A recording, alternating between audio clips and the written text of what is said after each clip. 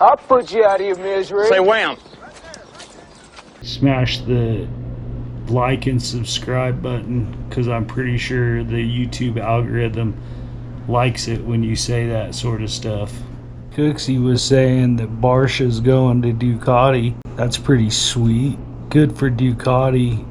I don't really know much about the Ducati besides it has like some desmonic valve train or something. I guess you can rev the shit out of it. You won't blow it up, or you can't float the valves or something. I don't know, which I guess is good because Barsha likes to rev his bike. The bike looks sick. They must have it homologated or whatever to where you have to have 500 in the US before you can race it. So I'm guessing they have 500 of them in a dealership somewhere. I'm not really too sure though. Crowley came and raced the thing. I think he raced it at Southwick. He did pretty good on it. I mean, he was probably running like top 10, which is good for a bike that he claims is bone stock except for suspension. Apparently he had factory connection due to the suspension. I'm not sure what suspension they're using on it. I want to say they're using KYB, but I could be mistaken. Just by looking at it, it's a pretty sweet looking bike.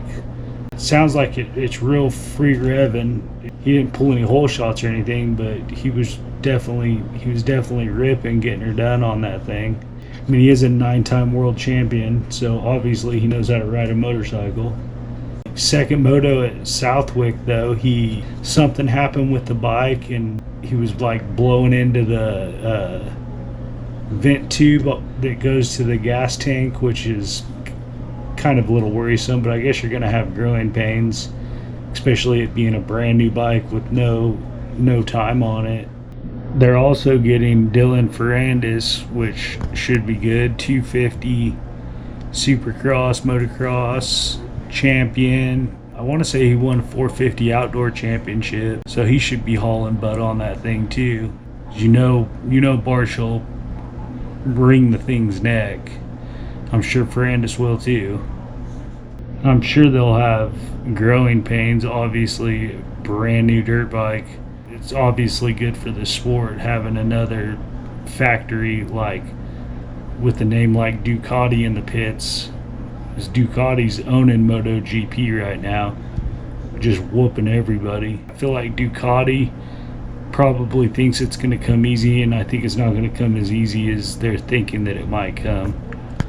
But I guess we'll just have to wait and see how things shake out.